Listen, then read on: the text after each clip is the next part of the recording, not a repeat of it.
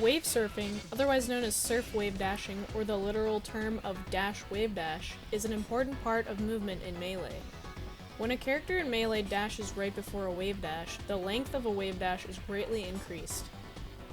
It may sound like some kind of magic science, but it is extremely noticeable. I checked an iPhone note from 2017 that inspired me to look into it more and attempt to figure out the details of this word. Wave dashing out of an unmoving state in Melee grants you significantly less distance, and you can test it yourself by attempting a wave dash at a shield and then doing a dash into a wave dash. The distance traveled will immediately be apparent. Many people seem generally aware of the concept in Melee but don't know all the specifics behind it, which is what inspired me to make this video breaking it down. Though I must give a shout out to Violence because he did a very technical breakdown of it and gave me a lot of information I wouldn't have had otherwise. Thanks, Violence! Wavesurfing was originally introduced to Melee players by PPMD, who has used the method of movement for his ever-famous PP dashes. First it was introduced on Smash boards around 2011, then many of the prominent Falcon players in the 20GX movement, such as Gravy and Wizro, brought it into their own gameplay when going for their perfect tech chases. So the first key is dash wave dash. You don't always need it. Right now, if Wizzy jabs down the way, I can just wave dash forward, and I'll still get to him no matter where he goes. But at higher percents, like let's say Wizzy's at 70 now. If he jabs down away, if I try to wave dash forward, I'm gonna be too far away. Basically, I wouldn't be able to grab him if he techs in place. So at this percent, I need to use dash wave dash. This is why dash wave dash is good. I'll show you guys right now. If I'm just standing Falcon and I try to wave dash to a certain distance, see all this time I spent not moving? Watch these jump frames that are happening right now. 1, 2, 3, 4, and then I start sliding forward. That's good for low percents when he's close to you, but dash wave dash will get you significantly farther. Watch. If I dash for one frame, which I'm doing right now, and then start my jump, during this jump squat, I'm now sliding forward because of the dash. You see that? So I gain distance from jumping and sliding, as well as your normal wave dash distance. So that's why dash wave dash gets you farther. So it looks like this in person, as opposed to wave dash. And you use this for all of your tech chases when they're far away. Characters with high traction and short wave dashes significantly benefit with the use of this technique, as you can go comparable distances to more smooth-flowing characters in order to keep up with them.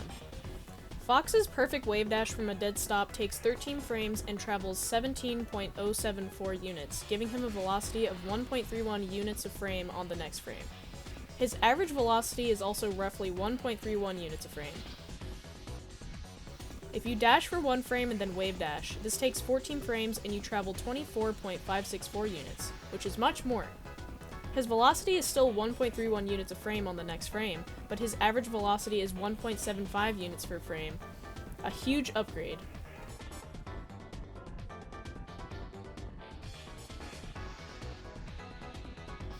It keeps going. If you dash for 2 frames in wave dash, this takes 15 frames and you travel 26.859 units, same end velocity, but your average velocity is 1.79 units a frame, slightly faster. For Fox specifically, this is slower than his dash and his run, so it is not always optimal. Fox's dash starts at 1.9 units a frame and accelerates to 2.2 units a frame. For other characters, its usefulness depends on a few things. How many frames of jump squat do they have? If they have a lot, like Zilda's 6 frames for example, it is much easier to dash, spend those 6 jump squat frames sliding from it, and gaining much more movement out of it. If in the case of Fox, your dash and run speeds go above that of a wave dash, it would be very selective situations where you'd want to try to go for movement with a dash wave dash. Because wave dashing takes quite a few frames to activate, characters like Zelda would not dream of just going for a wave dash out of a stationary position. It would always be optimal to go for a dash first, so that you can just keep going as fast as you can. What about the traction of the character? If that would potentially slow them down a lot during their wave dash, they might be better off choosing a different method for getting around quickly. Sometimes characters that might seemingly benefit from this technique simply have better movement options, such as Peach, the queen of the shortest wave dash in the game, having a movement set that wouldn't immediately benefit from putting this into her game plan. In closing, this is a relatively known movement technique for Melee. It speeds up characters with slow jump squats on the ground and can be crucial to get your character to move around the stage a lot quicker. For Captain Falcon, it is necessary for reaction tech chases, and for characters like Falco, it can keep you moving around well enough to keep up with pesky Fox players. Thanks for watching. If you enjoy content like this, be on the lookout for the next sub goal on my Twitch stream.